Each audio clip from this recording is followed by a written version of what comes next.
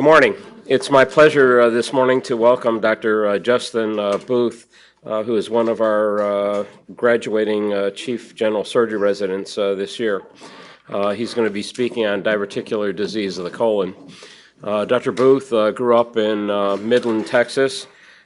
He did his undergraduate work at Texas A&M and medical school here, general surgery residence here, spent 1 year in the lab at MD Anderson, and when he finishes his residency here, he's going to be doing a plastic surgery fellowship at University of Texas, Houston. Dr. Booth. Thank you, Dr. Srinick.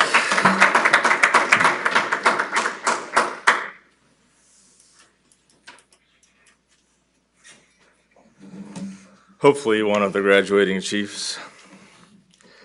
We'll see how mock orals go.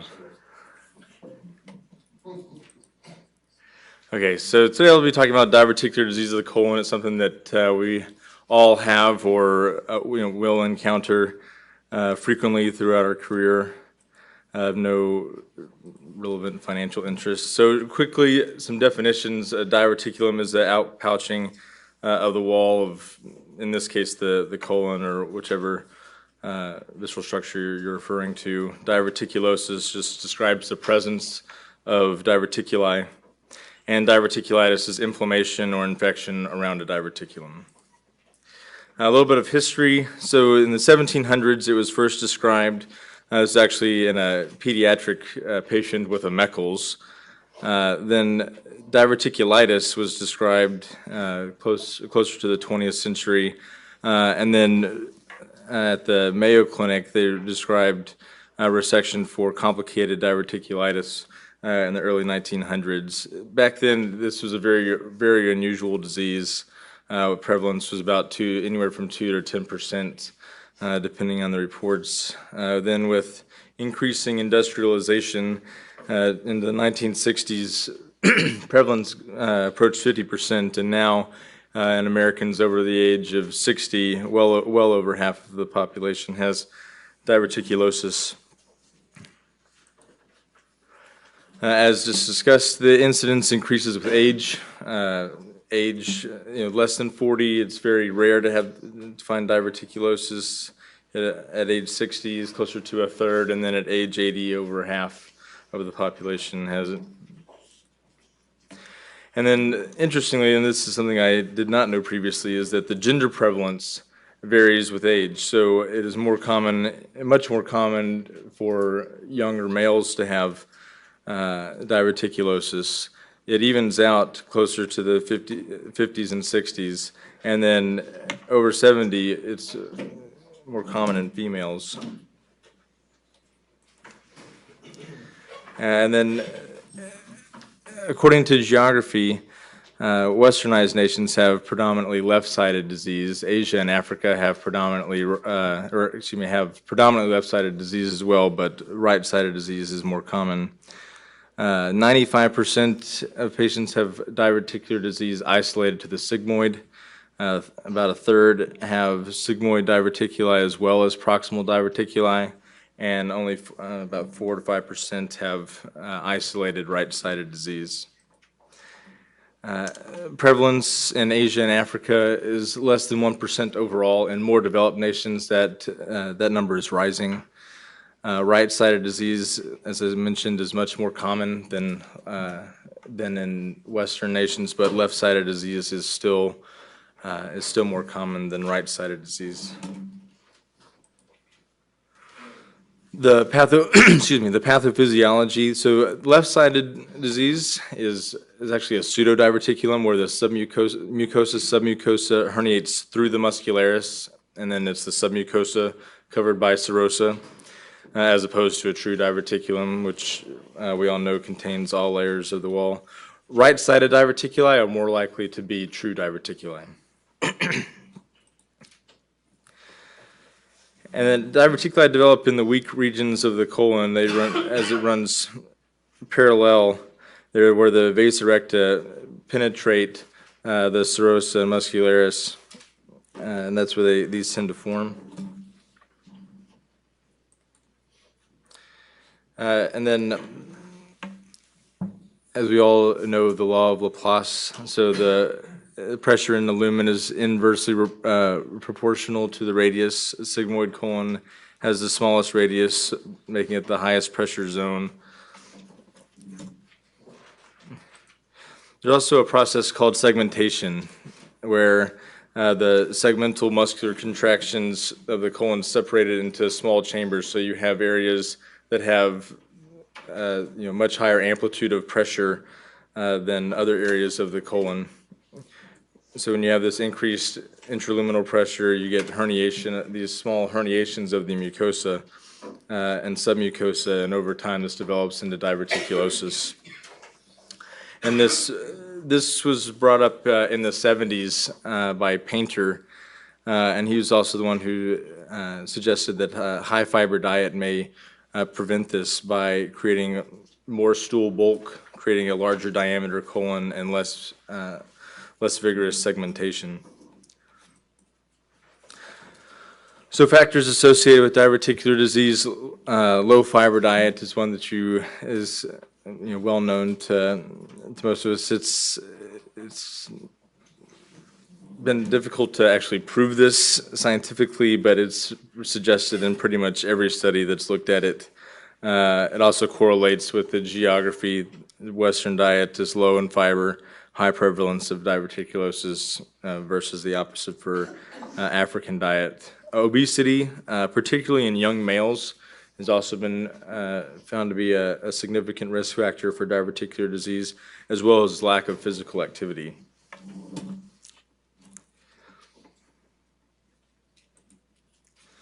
So I'm pretty high risk for diverticular disease, it appears.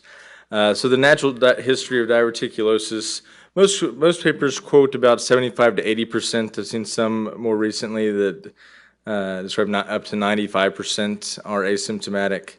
So about a quarter of these will become symptomatic at some point in their lifetime.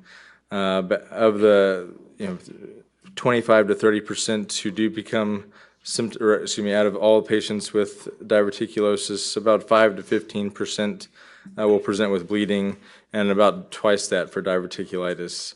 Of the patients who do develop symptomatic diverticulitis, 3/4 will be uncomplicated, and 1/4 will be complicated, and we'll discuss that in just a minute. So asymptomatic diverticulosis is usually an incidental finding, either on screening colonoscopy or colonoscopy or CT for another reason. Generally considered asymptomatic. There is a small minority of patients who do complain of irritable bowel syndrome type of symptoms with irregular stools, cramping, and bloating. And there's actually been some literature that does demonstrate some colonic inertia or colonic motility abnormalities in patients that have what they call symptomatic uncomplicated diverticulosis. So as we discussed, treatment is fiber. This is the scarecrow. He's asking how much fiber have you been feeding him. Did not turn out very well. Approximately 30 grams of fiber per day is recommended.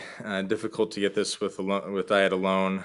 So things like Metamucil or things are used to supplement that.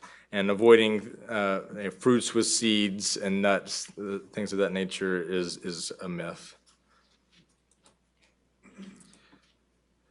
All right, so diverticulitis is the #1 complication of diverticulosis. As we mentioned, it occurs in about 15 to 25% of patients with diverticulosis, and there's uncomplicated versus complicated. So complicated disease would be the presence of free perforation, any stricture, obstruction, or stenosis, abscess, or fistula. And then uncomplicated is just inflammation or infection, and it's the absence of any of the above complications.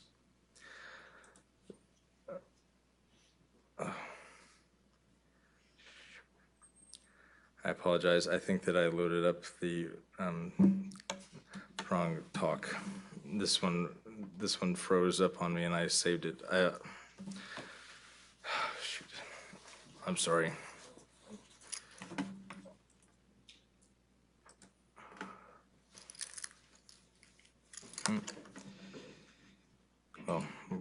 Okay, so understanding the pathophysiology of diverticulitis, this was previously thought to be due to fecalus that become impacted in the diverticulum. This is actually quite rare.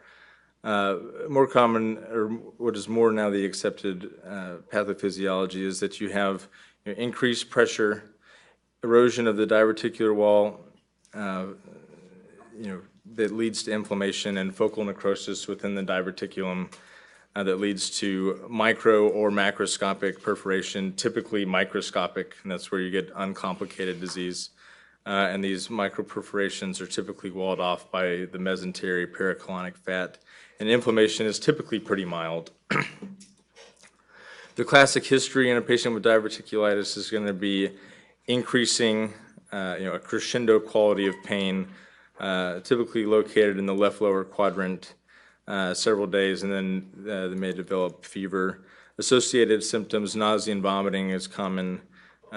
Initially, constipation is common, and then once more inflammation develops, diarrhea and urinary symptoms become common as well.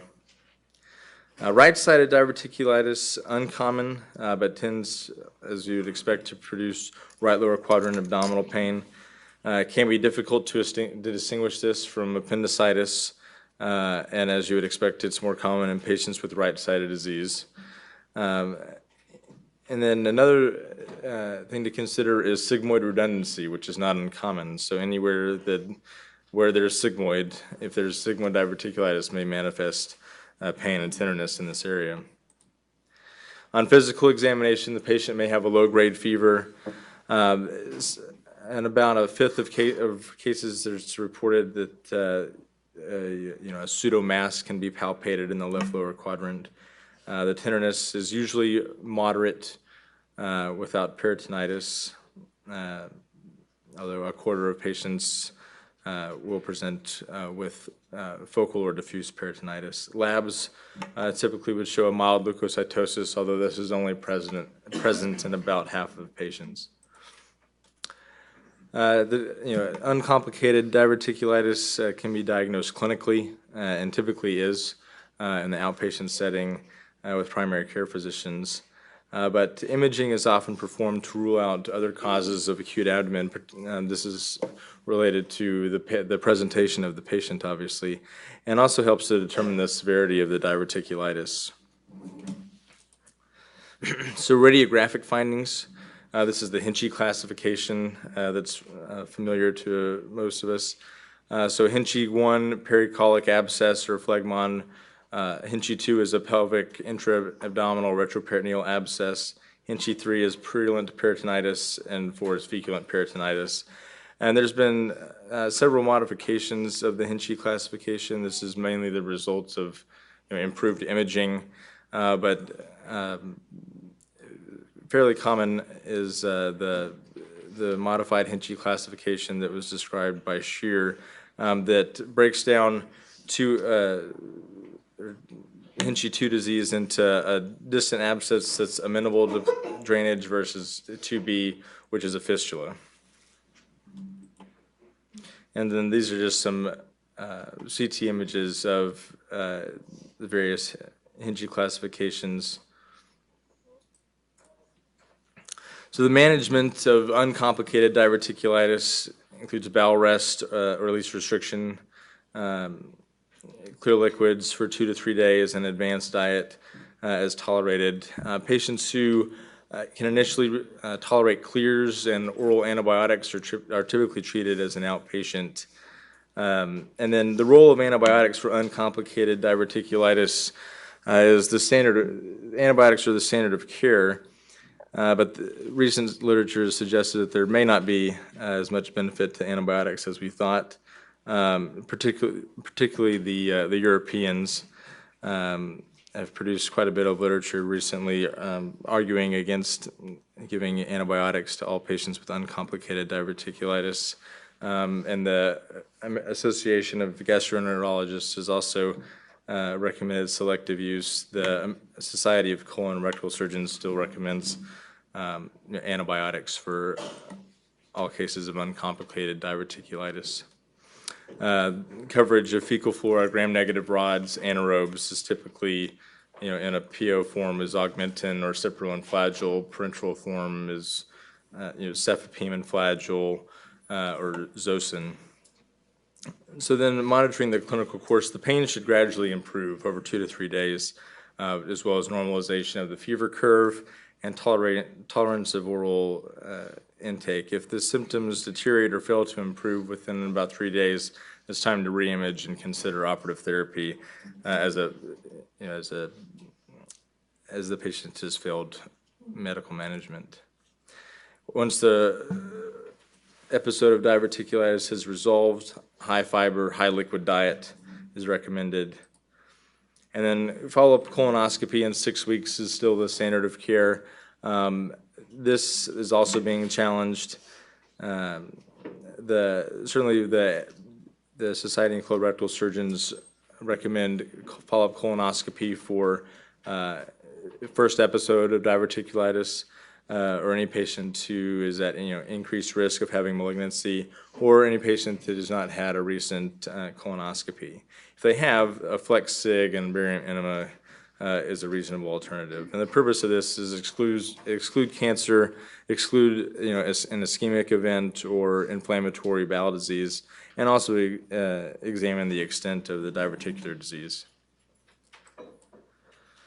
And then prognosis after resolution, historically, about a third will have a recurrence. This depends on how far out you are from your initial attack and how the initial attack or episode was managed.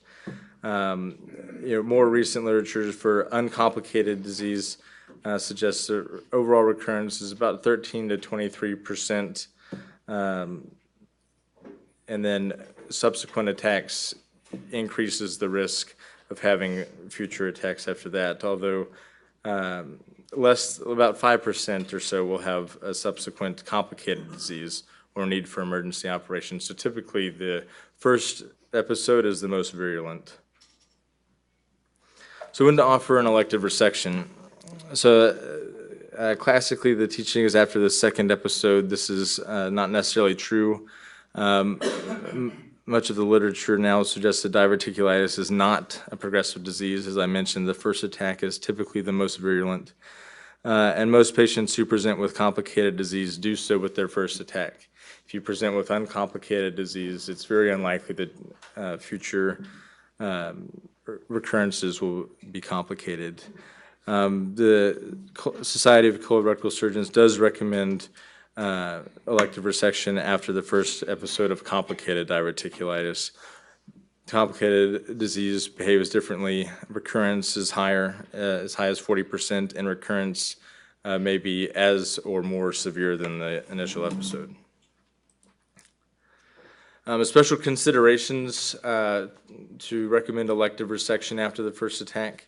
Immunosuppressed patients or transplant patients, patients with chronic renal failure or collagen vascular disease has been shown that medical therapy is more likely to fail. They will have increased mortality with medical therapy alone and increased risk of recurrent and complicated diverticulitis in the future. And then another area of controversy is for patients who are being considered for transplant.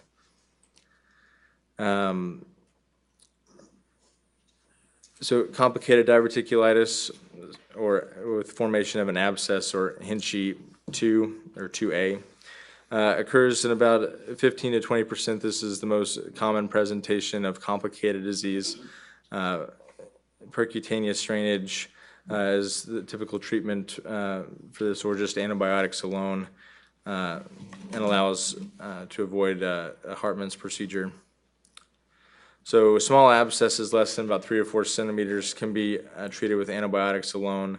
This somewhat depends on the radiographic window you have. If there's a 4-centimeter abscess and it's amenable to drainage, I think most of us would recommend draining it. Percutaneous drainage, certainly for abscesses greater than 4 or 5 centimeters, or patients who fail to improve with antibiotics alone. There's been several reports recently that suggest that an algorithm for for abscesses for Hinchey 2 disease that you give them parenteral antibiotics for 48 to 72 hours. And then if they fail to improve with antibiotics alone, then proceed with percutaneous drainage. Pelvic abscesses, fever on presentation greater than 101.2 and abscesses greater than 5 centimeters are more likely to fail antibiotic therapy and require drainage. Despite antibiotics and perc drainage, as high as 25% will still need to have urgent colectomy during that hospital stay. And then patients who have a large abscess, may not have peritonitis, but don't have an adequate window to permit perc drainage, can be candidates for operative drain placement, and this is typically accomplished laparoscopically. So definitive management for complicated disease is elective segmental resection of the entire sigmoid, so doing a coloproctostomy as opposed to a colocolostomy, so they do not recommend leaving any sigmoid behind. That will increase the risk of having future recurrence. This is ideally performed 6 weeks after resolution, and when this is done, proximal diversion with a loop ileostomy is rarely indicated, and the laparoscopic approach is recommended by the AC or ASCRS when the expertise is available. So, fistulas occur in up to a fifth of patients with diverticulitis. This is usually more of a chronic sequela of diverticulitis. So colovesical fistula is the most common. It is also the most common cause of a colovesical fistula. Colovaginal fistula is the next most common, also the most common cause of colovaginal fistula. And then colocutaneous, coloenteric, colouterine, colureteral have also been reported. And as you would expect, passage of gas and stool from the affected organ is the typical presentation. And patients with the colovesical fistula can also have a passage of urine per rectum. Diagnosis is typically made with CT scan. There is some role for barium enema can demonstrate the fistulous tract. Flex sig is usually pretty low yield. Cystoscopy and methylene blue can also be used in cases of colovesical fistulas. And a methylene blue tampon test for colovaginal fistulas can be used. The treatment is operative. The resection of the affected portion of the colon is the origin of the fistula. So resection of the diverticular segment, and then suture closure of the fistula for larger fistulas, and then for colovesical fistula, Foley is typically left in for at least a week. And then Hinchey 3 and 4 disease, so purulent or feculent peritonitis. So these patients typically present, septic. They require, IV fluid, even ICU level of care, resuscitation, parenteral antibiotics, and urgent resection. Urgent exploration. There's about a 10 to 15% rate of mortality with purulent peritonitis, and this number, may up to double for feculent peritonitis. There's quite a few options for this disease. You have a resection with primary anastomosis, a primary anastomosis with a protective stoma, typically a loop ileostomy, a Hartmann's procedure, laparoscopic lavage, or in the most extreme patients or presentations, damage control surgery with a planned second look operation. These are all very controversial. There's a paucity of prospective data, and most of the retrospective reviews are small case series with significant selection bias. So things to consider. patient factors, their comorbidities, how sick they were on presentation, intraoperative factors, how hemodynamically stable they are, the quality of the tissues. There is, certainly a risk of an anastomotic leak with a primary anastomosis that can be devastating. But there's also morbidity of having a stoma and then also having to come back for a stoma reversal. Having a stoma can lead to dehydration, electrolyte abnormalities. The creation of the ostomy can cause bowel obstruction. Peristomal hernias are very common. Problems with the distal anastomosis, and then complications with the anastomosis during reversal. So the standard of care historically has been the Hartmann's procedure, so sigmoid resection, colostomy, rectal, leave the rectal stump, and then theoretically 3 months later, come back and take down the colostomy and do the anastomosis. This is more theoretical than in practice. Up to 50% of patients, this is a permanent colostomy.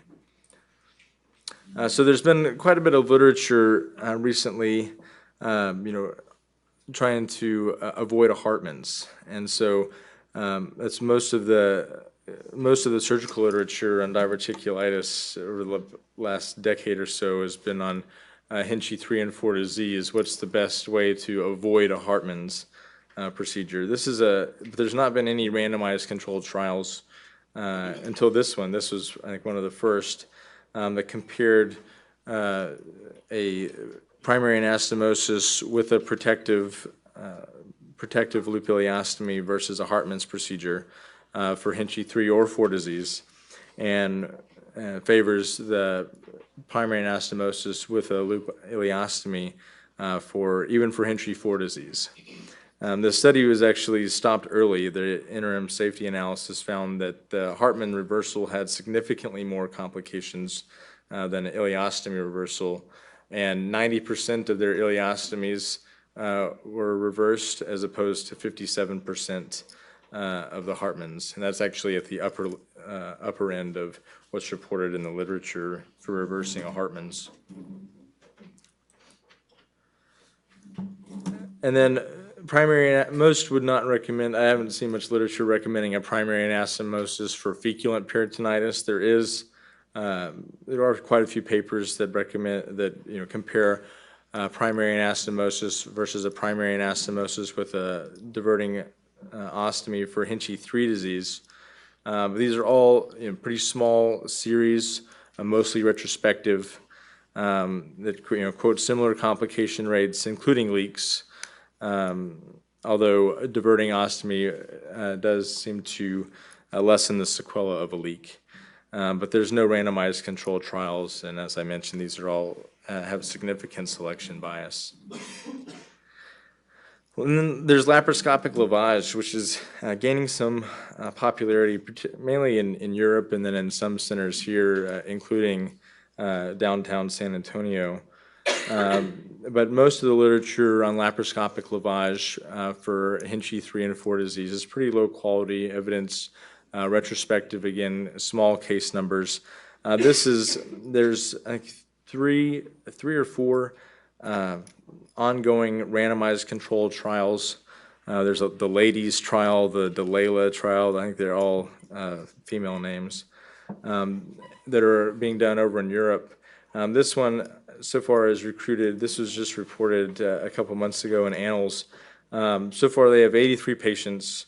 All of them are Hinchey 3, no Hinchey 4. And it shows, and the title of the paper is that laparoscopic lavage is feasible and safe, but they only have 83 patients, and the mortality is 8% for doing laparoscopic lavage and leaving a drain versus 0% for the Hartmann's, and this was not significant, so they could still write this in the paper, but probably with more patients, this may reach statistical significance. So I would question if it's truly safe, and this is not recommended by the Society of Colorectal Surgeons. I do think more data needs to be needs to be collected before, I think, laparoscopic lavage is widely accepted as the standard of care, although Dr. Franklin downtown stated that he thinks that that should be the standard of care for all Hinchey 3 and for diverticulitis. So practice parameters from the Society of Colon and Rectal Surgeons. Urgent sigmoid colectomy is required in any patient with Hinchey 3 or 4 disease or in whom non-operative management fails. The decision on whether or not to restore bowel continuity after a resection should be individualized to the patient, taking into account surgeon preference and expertise, as well as patient and intraoperative factors. In patients with Hinchey 3 or 4 disease, operative therapy without resection is not an appropriate alternative to colectomy.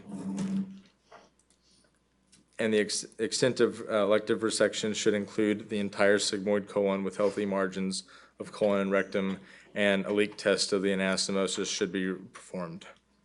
I would say that there should probably be an asterisk next to the third point, in that operative therapy without resection may be feasible if a planned resection during that hospitalization is planned, such as if you're doing a damage control laparotomy.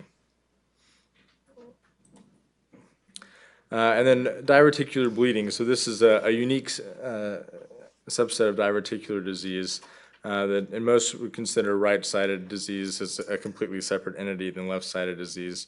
So diverticular bleeding is the most common cause of lower GI bleeding, about half of all cases, and about 5 to 15% of patients with diverticular disease will present with bleeding. Most diverticular bleeding stops on its own, but rebleeding is common. About 40% of patients will rebleed at some point. There's about a 15% chance of having a recurrent bleed at the first year, and that doubles within 2 years. Risk factors for diverticular bleeding, there's a host of them. The most common are atherosclerosis is reported in pretty much every paper, as well as the use of NSAIDs and antiplatelet medications. Interestingly, diverticulitis rarely, if ever, is responsible for diverticular bleeding. And then risk factors for rebleeding are NSAIDs and antiplatelet medications. The pathophysiology, so as we discussed, diverticula herniate develop at sites where the vasa recta penetrate the mucosa, the muscularis. So the vessel becomes draped over the dome of the diverticulum and then separated only by the mucosa. And so over time, with increased colonic pressure and segmentation, you get these asymmetric areas of intimal thickening and medial thinning. So you get weakening of the artery, then it ruptures and bleeds. This most commonly occurs in the right colon due to the thin wall. So most commonly presentations are bloating and diarrhea. Typically this is referred to as painless hematochezia. It is not uncommon for there to be a start and stop pattern to the bleeding, like turning off and on a water faucet, and that can make localization challenging. So management is resuscitation and localization. As we discussed, most of these will stop on their own. So once it's localized, observation versus definitive management. As mentioned, most common in the right colon. The right colon diverticuli tend to be true diverticuli. They have it's a thinner wall, and they have wider necks and domes exposing the vasa recta, over a larger length of the diverticulum. Tools for localizing a bleed. Colonoscopy is typically a first line. CT scan is also frequently used and can show extravasation in up to a third. But colonoscopy is considered first-line therapy. It can localize the site of bleeding.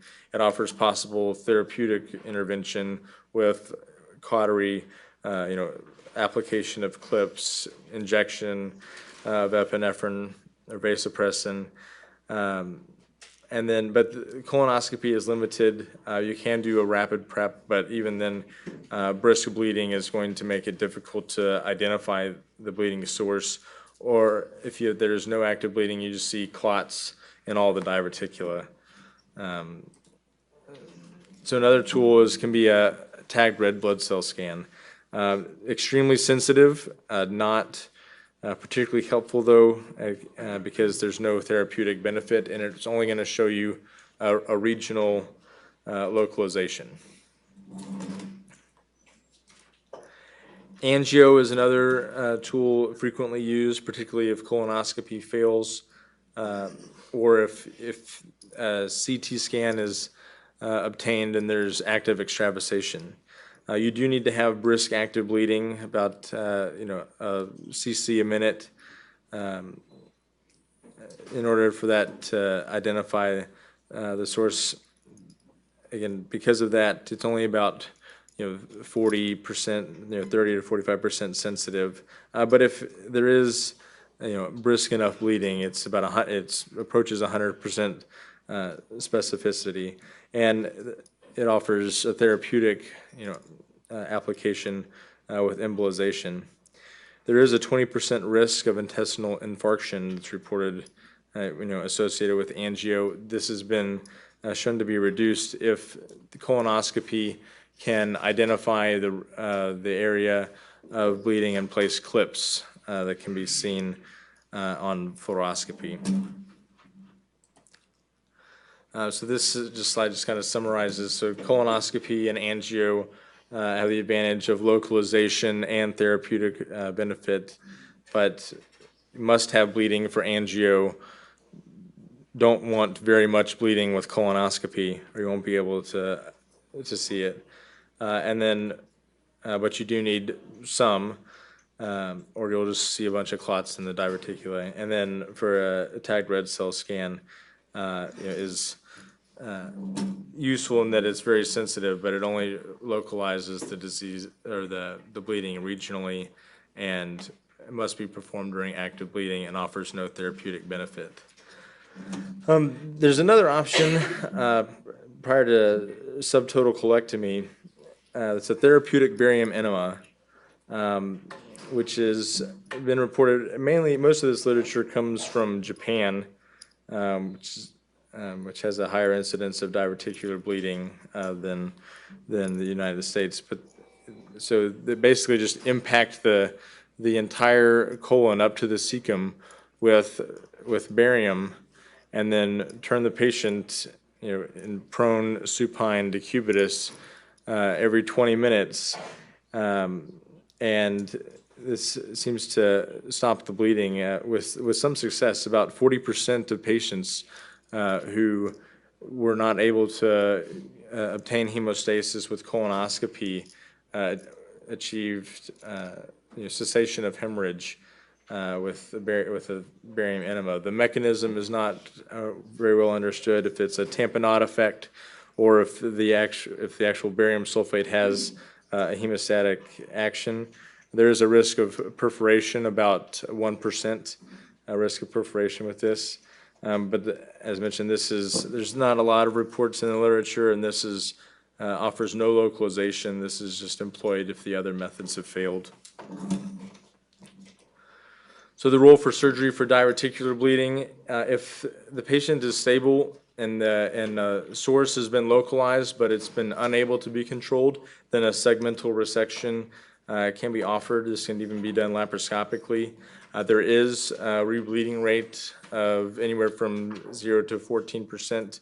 And then lastly, for patients who are hemodynamically unstable, the option is a subtotal colectomy with a ileorectal anastomosis or just an endoileostomy.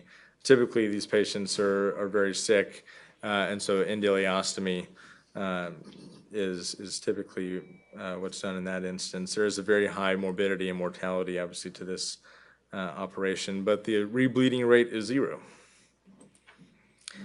So in summary, for Hinchey 1 disease, antibiotics for 10 days, diet modification, colonoscopy in 4 to 6 weeks. We mentioned there's a few populations that we still consider doing a elective resection after the first episode.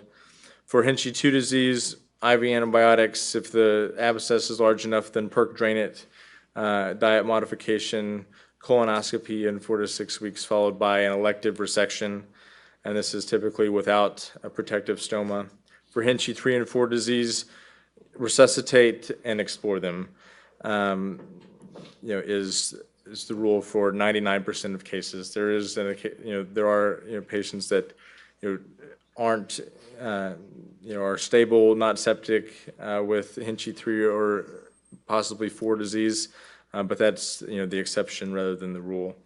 And then the operation to perform for Hinchey 3 disease, primary anastomosis or primary anastomosis with stoma are options. Again, this has to take into account individual patient factors as well as intraoperative factors. How does the viability of the colon look? And then Hartman's, I think, is still a very safe procedure to consider, although even for Hinchey 4 disease, a primary anastomosis with a stoma seems like that's maybe the trend moving forward. And then for bleeding, resuscitate and localize, and colonoscopy, then angio, barium enema or segmental resection, and then if all those fail, or if the patient is unstable, then proceed with a subtotal colectomy. And with that, I'll take any questions.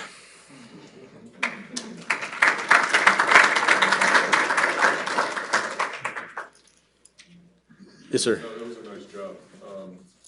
2 questions. One, we struggled on the trauma service with the patient who clinically looks like Hinchey 1 or 2, but on CT scan you have one little dot of free air over the liver, remote. You don't have fluid between the loops of bowel or anything. You've got radiographically, the sigmoid looks like it's just kind of inflamed, like a classic run-of-the-mill diverticulitis. And you see this one little dot of free air up over the liver, remote from the diverticulitis process. Does that make it a 3 or 4, and does that mandate an operation? Or are they just higher risk for failure, but it's okay to treat them like a 1 or a 2? Or I'm not really, we've struggled with that. So, and the literature struggles to answer that. I think the guidelines from the ASCRS would say, it's individualized to the patient. So if the patient does not show, clinical signs of peritonitis, if they're, hemodynamically stable, then, treating them as, a Hinchey 1 or 2 is appropriate, understanding that will be, few, the few, not the majority. And I think that's how, I would treat that patient. If they're not presenting with peritonitis, they have, I would just have a close observation and low threshold, lower threshold even to operate than for a Hinchey 2. But I think treating them as a Hinchey 1 or 2 if they're stable is reasonable. One more question. Let me comment on that one though, because Dr. Franklin makes the point when he does laparoscopic examination of patients who have perforated that a significant portion of them have already sealed, and that is perhaps what you're explaining. It's like perforated duodenal ulcer. They perforate, the pressure is released, and then the normal heating process seals them down, and that's why there is some success with laparoscopic irrigation, because the lesions are already sealed off. And that's an excellent point. That's one of the knocks on the laparoscopic literature is that most of the it's small case series, and the patients are not there's no validated scoring system used to tell how sick the patients are, like the Mannheim Peritonitis Index or anything like that. And so, patients that by CT scan are Hinchey 3 or 4, but clinically are Hinchey 1 or 2, clinically, do not exhibit signs of peritonitis, then that's, something that may make, laparoscopic lavage feasible, but then they would ask, would those patients just benefit from antibiotics alone? Right, yeah, I've been to, I think 3 times now, panel sessions at the college on diverticulitis. They have somebody up there talking about laparoscopic washouts, and every time all they say is, if you look at these series, the vast majority of patients in the series are people that would be managed non-operatively by the rest of the world and do fine. They're just looking for a way to give them a procedure they can bill for.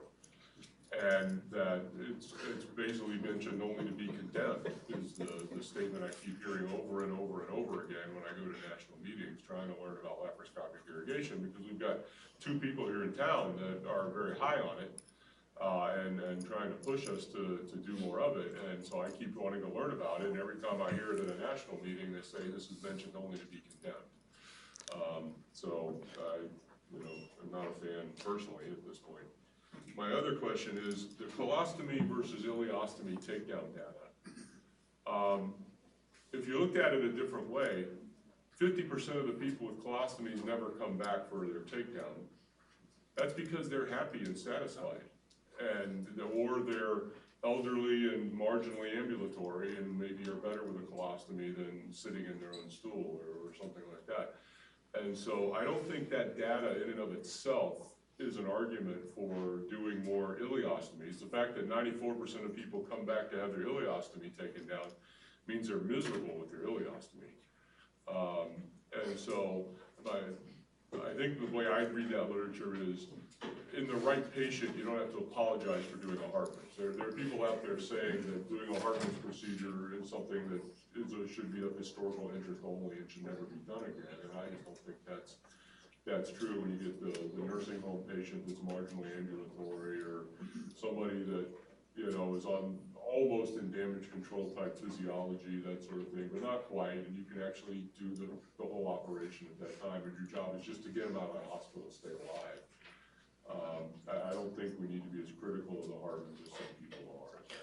Well, I completely agree, and like I mentioned, I think it's individualized. I think certainly the Hartmann's takedown has more complications than an ileostomy takedown. I don't think that comes as much surprise to anyone who's done that. And so I think that's certainly an option, but doing a primary anastomosis if the tissue looks good with a loop ileostomy, I think is preferable for a young, otherwise healthy person. Certainly in somebody who is going to have a very difficult time managing an ileostomy. Certainly ileostomy is more difficult to manage than a colostomy. So someone who's elderly, someone who has limited mental capacity, I think that a Hartmann's is probably the right operation. But the loop ileostomy is much easier to take down. Oh, absolutely. No doubt about it. Absolutely. No, I'm talking about the patient that you may think, maybe I'm never going to do a takedown. I mean, I think and recognize that Justin didn't go into it, but Dr. Schlesinger has published multiple papers looking at our diverticulitis population here in San Antonio, and they're incredibly young. Okay, we see a much younger version of this disease than anybody else has published, at any rate. But when you go to other parts of the country and other parts of the world, the diverticulitis patients are actually significantly older than ours, and so a lot of them, I think, might be good candidates for a one-time endostomy, never get a takedown type procedure. And I'm a big fan of anastomosis with diverting loop, and the 45-year-old construction worker that comes in with diverticular disease. But somewhere between that guy and the 80-year-old that's a nursing home patient, you got to kind of draw a line, I think, and give them just enough to get them out of the hospital safely, and maybe a colostomy. Yeah, it was Phil Schauer who called that to our attention. When people under age 40, they normally make up 5% of the population. When we looked at our series here in San Antonio, it was 25%. Big difference. Dr. Stewart? So I'm going to just comment on, Dan, I'm going to comment on what you're saying. I think age is not the right measure for that. I think, to me, if you look at it, if you look at who to do primary anastomosis, barium loop ileostomy versus Hartmann's, the downside of, besides the physiologic consequences of having ileostomy, which you mentioned, but it takes more time. It takes more time. It takes a longer operation. it's definitely not as quick. And so that's one of the reasons why you see people still want to do Hartman's, is because in the middle of the night or the middle of the day, whenever it's faster to do it's faster in the first operation to do the Hartman's procedure. So I think Hartman's procedure still, if you're in really sort of damage control mode, that's not really the right term to use, but if you have a patient who is really sick, has signs of sepsis, there's still a role for a Hartman's procedure, and that may be the 80-year-old. It may actually be it may be someone younger though who has that, because I think that's, if you spend a lot of time, and then of course if the patient really has that altered physiology of sepsis, and then I mean really the ability to get a good ileostomy is also compromised. The bowel's edematous, the blood supply is not good. You have more complications in that sense. So that's what I would just comment on that. If you're going to do, though, there's not data, there's not great data on what I'm about to say here, but if when you do the primary anastomosis and ileostomy, it's all set up. I think you should do distal lavage at the same setting.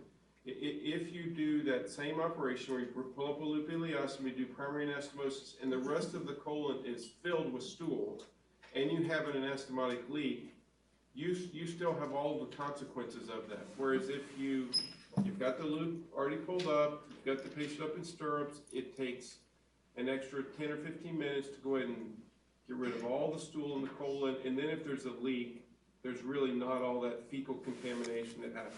So I think it's worthwhile to do that. The other comment, I thought this is a really good talk, by the way. I think you covered all the bases really well. GI bleeding for diverticular disease. You mentioned it, but then when you summed up, you didn't mention it. You talked about angiography as a diagnostic technique. I can't imagine that CT angio should be a good diagnostic test for that. It's actually more sensitive than, it's more, at least if you think about all the trauma patients you see, you get CT scans on and they have extravasation to every little bruise they have. I can't imagine that CT angiography is not a more sensitive technique than angio, and obviously it's easier to do. If I'm making this up, but if I would put it as first line. I would put it as it's easier to get it than colonoscopy, and the key thing is determining where the bleed is. So I can't imagine that's not a good technique. But if you wind up in angio and you talked about whether to do embolization, if you're thinking about resection, I think it's worthwhile to have the angiographer when they identify that source of bleeding to advance their catheter out of the end vessel and infuse methylene blue. It's not exactly the same as tattooing at colonoscopy, but if they do that, you can actually see it stains the colon where the bleed is, which makes it much easier to determine whether you have the segment involved, which is Dr. Schwester would say it's a very lonely feeling when you're operating for diverticular bleeding or bleeding the colon and you're not 100% certain that you got the source of the bleed. So I think that methylene blue infusion is helpful for you if you wind up having to operate on it. Dr. Lowe. I think that was a great talk. A couple points I wanted to make. One thing that for all you guys go out and practice in the next year or so, you'll learn it the hard way, put them on methotomy. If you choose to do an anastomosis or anything from below, it's really painful with the laying supine and think, gosh, now we've got to do this in the middle of the case. I think the issues in regards to Hartman's versus resection with primary anastomosis and diversion is a huge judgment call and is very appropriate to individualize for the patient. I remember once when I was in fellowship, we had someone who the faculty was very adamant about picking up and giving an approximate diversion with the intent that she anticipated this pelvis was going to be hostile, and it's completely understandable. But I remember when we tried to put an EEA in and fire a stapler, we got the stapler basically tear through this edematous bowel and setting purulent peritonitis, and we both looked at each other and knew the right thing to do is to bring on an colostomy. And the morbidity of that can be definitely less substantial than that of a diverted significantly. And I think the last point that Dr. Dent was mentioning about what to do, and this can be a difficult call, especially if you feel like you're having to defend yourself of somebody that clinically has a Hinchey 2 with a little spot of free, or I would by all means supersede the patient's clinical exam over the CT. If they look pretty good and you don't think they need an operation, I wouldn't operate on them just based on one spot in the CT. And then just to discuss what Dr. Stewart mentioned, so the distal colonic lavage, I completely agree with. It is discussed in literature. Actually, there have been a few papers that actually showed an increased leak rate though with distal lavage. So I don't know if that's really true, but that's been reported. And then also, and I apologize for not clarifying that better in the talk. So CT angio is the first line diagnostic modality. I think pretty much every patient that gets that comes in with a GI bleed, unless they're crashing, gets a CT. At least a CT, if not a dedicated CTA, depending on what their renal function is like. And so you're absolutely right. That should be the first line for someone who has normal renal function and is not an extremis. And I apologize for not clarifying that. Dan, have you had any patients where they've actually had cancer and it was missed on the CT scan? Because we've had a couple in general surgery where we cooled them off, and every time we tried to get them, get colonoscopy done, they had another flare-up, only to find when we finally had to explore them urgently that they had cancer. But it's really, really rare. It's rare. I can think of maybe one that was probably 8 or 10 years ago, and with the better scanning, the better imaging. I've been wondering that myself. If you come in as a trauma after your 50th birthday and you get an abdomen CT, do you still need your screening colonoscopy? Because abdomen CT has gotten quite good at picking up those sorts of things, and so I started to wonder how good the imaging is today. The answer is yes. You still need. And by today's standards, absolutely, the answer is yes. It's not that good though. Unless you're doing CT interrography, it's really not. It's not good enough to pick up. The whole goal of screening is to pick up polyps before they become cancer, and it's not good enough to detect that. And you have a lot of weight here. You may change people's practice, and particularly those who don't want to have colonoscopy or over age 50 may really latch on to that. Maybe you'll get themselves in a car wreck just to get a CAT scan. Who would rather have a CAT scan than a colonoscopy? Agreed. No takers. The truth of the matter is, if you look at the review of who would rather have what after the fact, colonoscopy is better tolerated than CT or virtual colonoscopy because you use sedation during colonoscopy, so people don't remember it. That's not what Dr. Dent's talking about. He's talking about a regular old routine. Oh no, regular routine won't do. Sorry. Just a comment or two, because we did review our own local experience, 10-year experience some years back.